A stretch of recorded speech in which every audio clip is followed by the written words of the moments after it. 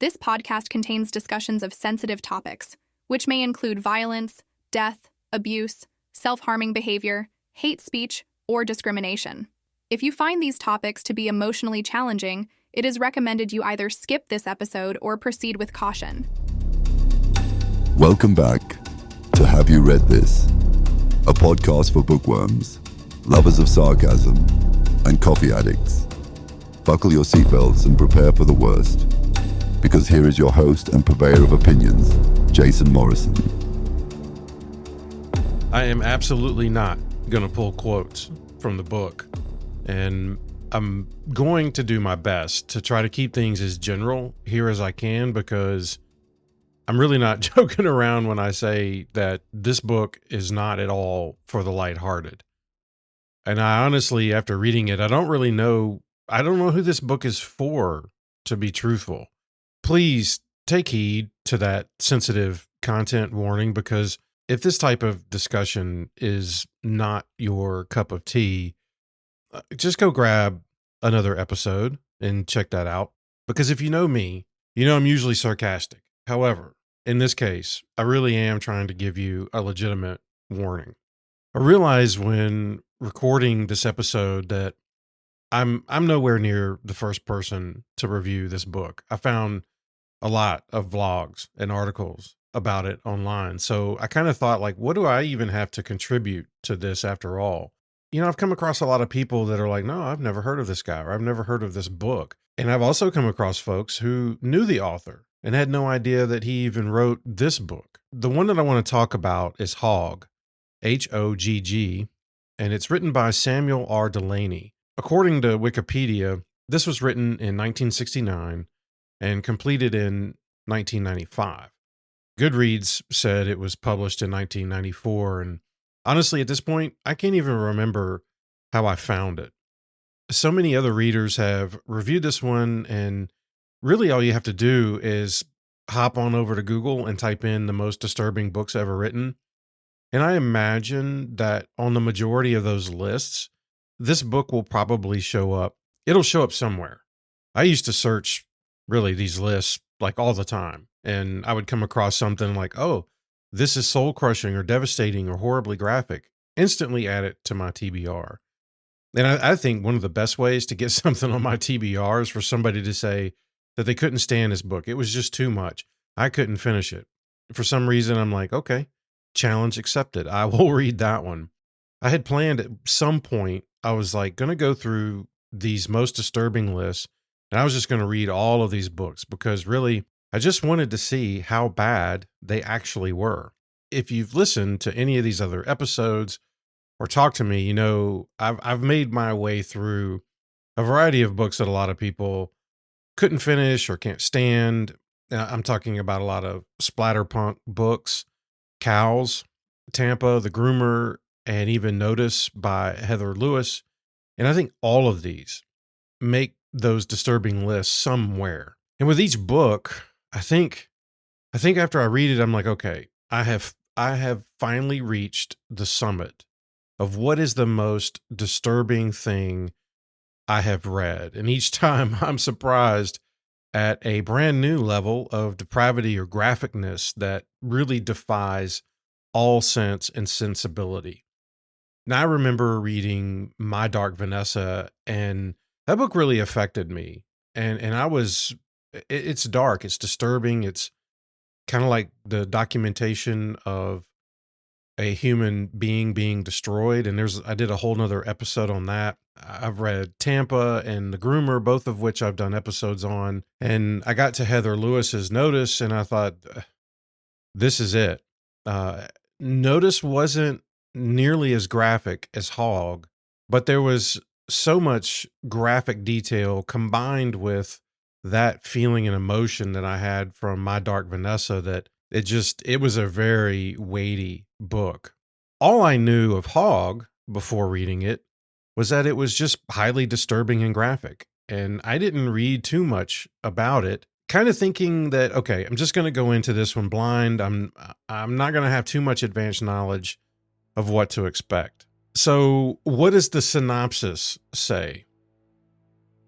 The classic and controversial novel made available again acclaimed winner of the William Whitehead Memorial Award for a lifetime's contribution to gay and lesbian literature, best-selling and award-winning science fiction author Samuel R. Delany wrote Hog 3 decades ago. Since then, it has been one of America's most famous unpublishable novels. The subject matter of Hog is our culture of sexual violence and degeneration. Delany explores his disturbing protagonist Hog on his own turf: rape, pederasty, sexual excess, exposing an area of violence and sexual abuse from the inside. As such, it is a brave but necessary book. A shocking and contemporary insight into a parallel world of sex and cravings that lies in wait in the shadows of our own world. And that's all I knew about it. In fact, that was all I knew about the author, Delany. Had no idea this guy has been credited with like over 260 distinct works on Goodreads. And I just glazed over this mention of science fiction and all of these awards that he's won. So Hog deals graphically with themes of murder, child molestation, incest, coprophilia, coprophagia, urolagnia, anal oral contact, necrophilia, and rape. And if I mispronounced any of those, I had to look them all up because I had no clue what that meant. So please forgive me if those kind of words are not permanently stored somewhere in my mental Rolodex, because I guess unless you're a doctor or you're working at a police department in criminal investigations, these words probably shouldn't be in your vocabulary either. And I'm going to try my best to summarize the plot without going too far into the details of it. So the story itself is told by a narrator, and you never really know this guy's name. And I say guy, he's actually an 11-year-old mixed race boy and is eventually given a profane nickname when he connects with Hog. That's all I can really say because I don't want to bleep this out. I don't want the little explicit thing next to this episode, but right from the start, the first chapter finds the narrator performing sexual acts with older men in a basement. This is how the thing kicks off. He's doing this for money with a wide variety of people, including a gang of bikers and a group of African American men. The narrator, at the very first, I was kind of expecting, okay, clearly he's being forced somehow into this lifestyle, but come to find out, he apparently enjoys everything that he is exposed to, and even some of these things that he's asked to do and forced to do. Readers aren't introduced to Hog himself until chapter 2, where the narrator catches Hog in the act of raping a woman in an alley. And Hog notices the narrator and calls him over, and actually the two engage in sexual acts right there. It just seems like the narrator is just with Hog from then on. He's doesn't seem to try to leave or escape, and to some degree, he's actually pleased with the things that he sees and is asked to do. The two of them then drive to meet a character named Mr. Jonas, who is Hog's current client. Now, Hog is a truck driver, but he's also basically a rapist for hire, which why is that a thing? I would have never thought about that, and should be shot and burned alive in the middle of an expressway. Anyway, one of the best descriptions that I found about Hog was actually written by Michael Hemmingson in the Journal, the Review of Contemporary Fiction, and he had this to say. Hog is a thug, a rape artist and terrorizer for hire, with inclinations more homosexual than heterosexual. Hog may very well be the most vile, disgusting personality to emerge from contemporary American fiction. He never bathes or changes clothes, urinates and defecates in his pants, eats his own various bodily excrete, drinks a lot of beer, and eats plenty of pizza to maintain his large gut. He has worms and likes it, and enjoys bringing suffering to others, male or female, mostly for pay, but sometimes for his own delectation. Yet he is also fascinating, the embodiment of what our society can turn people into, the decaying condition of the human soul. So Hogg and the narrator connect with 3 other men who all set out to do what Mr. Jonas pays them to do: rape and torture certain people. These events move from a single woman to a woman and her daughter, and the daughter uses a wheelchair, and then eventually a family. Every scene that you're exposed to, you see an increase in the level of violence and I think graphicness.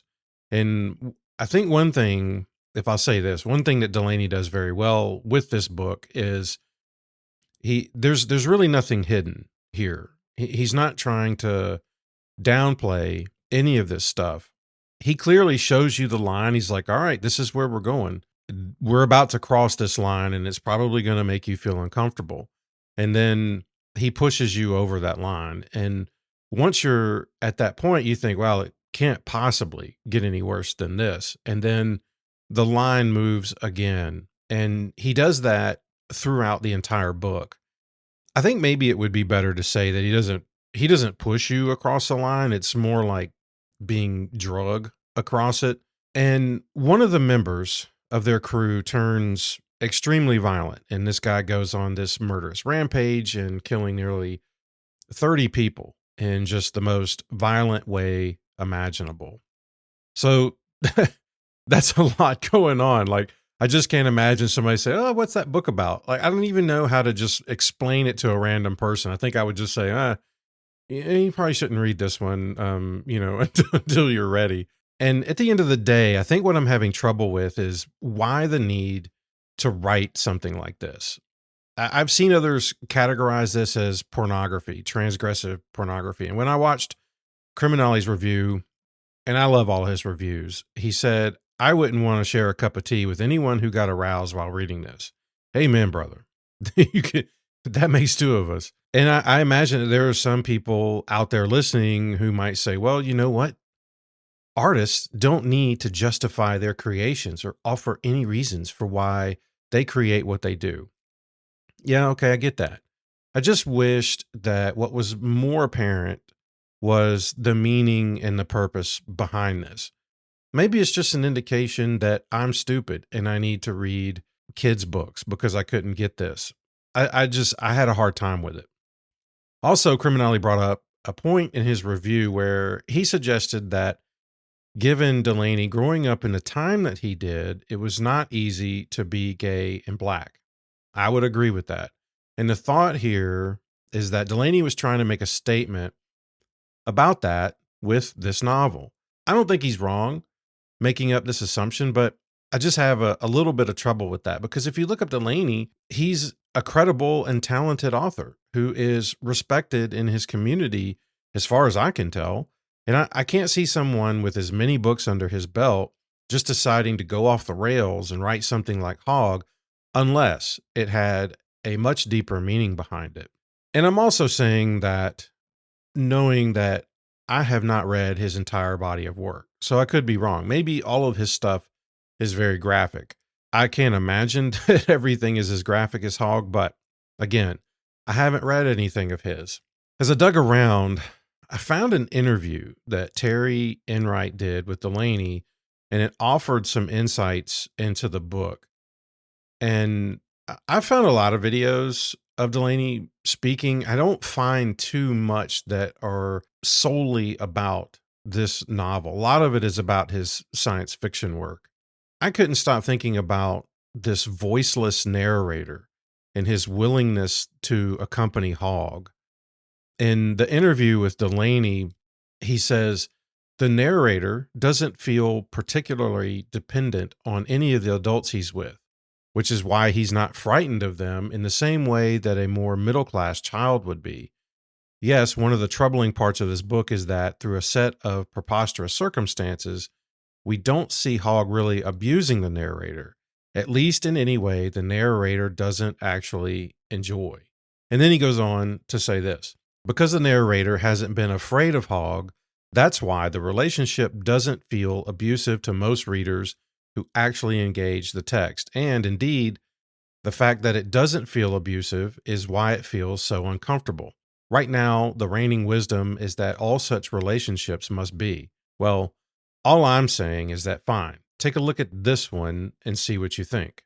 And after reading this interview, which I think is, it's like 26 pages of this Word document, I think I have a little bit different look on this novel and specifically Delaney. He's making statements about relationships and power dynamics and what I believe are hidden desires by people that don't conform with current times. I believe that most people will be unable to read this book. I also believe that most people will just discard it as terrible, unnecessarily graphic, beyond violent, and condoning of unnatural sex acts. Look, I get it. I totally understand that. And I would be honest and admit that I felt every bit of that while I was reading this. I had, and I guess I still do have a problem with the level of violence and sexual deviation written about in such painful detail. I mean, I, like I said, I would love to pull quotes from here. It's this book is a lot. It is there's details in here that just have never ever come to my mind, and it puts something in your head, and you just kind of don't want it there. That's just an extremely uncomfortable feeling for me, and I feel totally okay admitting that it was not anything that I enjoyed reading. You're not going to see me on vacation like, I really want to relax. I think I'm just going to go and read Hog again here at the beach. Second, I think you have to see this through the time period in which it was written, but also Delaney's background. I don't think you can separate those two. That being said, it was nearly impossible for me to wade through this in order to get what Delaney was actually trying to communicate. Also, there was a level of monotony that was hard for me to get past. These sex scenes in this book felt like they just lasted eternity. And with the exception of what felt like escalating violence and shock, they were so similar that a lot of it for me blended together, not really carrying the story forward. Some of this is attributed to it being so uncomfortable for me to read, and I'm guessing I think there's some reasoning as to why it carried on like that, but really, I wanted to skip that, and I wanted to get more into the story because the actual story itself really only takes place through a couple of days. And when it was all said and done, after I was done reading this, I think it would be safe to say that I'm in no way supporting the book and how graphic and disturbing it was. I'm merely saying that I see it differently now. Having read Delaney's interview and had time to reflect on it, when I was reading that, I think that there's a part of me that when I read some of these kind of books, and y'all can come at me if you want, you might think, well, that's not right to think that way. But there's sometimes where I see really, really graphic details or things like this, and my first thought process is, you just weren't smart enough to write something very creative. You had to use this as a crutch it was just shock factor. But when I read that interview with Delaney, this guy blew me away at the amount of information and thought that went into this book. I just don't see him writing this just for the sake of writing it. He didn't seem like somebody that came across as, well, I was just trying to shock people with, these crazy scenes and graphicness. I was really trying to make people mad. I definitely think he was trying to communicate a message or a point. He's extremely intelligent. Blew me away when I read that interview. And in a way, honestly, I'm kind of upset that this is the book that introduced me to him. I want to go back and pull up some of his science fiction and read that because he's really well known for that. And with as intelligent and as creative as he is, I imagine the science fiction has got to be really a great read. And then I'll just say this book, this is certainly one that you need to proceed with caution. If you're one of those people that relies on trigger warnings and there's certain things that you can't do when you're reading, I get it. Take this one seriously because I do think there's times where I'm like, yeah, trigger warnings, give them all to me. I don't really care. This one's a little bit different. And in that aspect, I also think that in the past, I would go and look up those disturbing books, I'm like, okay, how far can we really push this? Hog ended that desire for me. I don't have any desire to seek out something that is intentionally graphic or violent or is pushing the boundaries. If I come across it, okay, great. I will read it. But I'm not seeking any of those things out because my brain, I felt like I needed Clorox. I just needed to scrub out the memories of this. This is just one of those books that will, I feel like, permanently stay with you forever. Consider yourself warned. Well, congratulations. You survived another episode. And if you actually read this book, I'm impressed. If you just came to see what the water was like before diving in, I kind of respect that too. But hey, in the meantime, head over to haveyourreadthispodcast.com. You know, I got to throw some kind of plug in there. I'm testing out a couple of apparel designs and hoodies, and I'm trying to make them something that I would wear that just doesn't blatantly say the stupid podcast name on it, because really, who cares about that? I want something kind of bookish related and something kind of cool that I don't really see everywhere else. So hop on over there and spend as much money as you're entitled. Until next episode.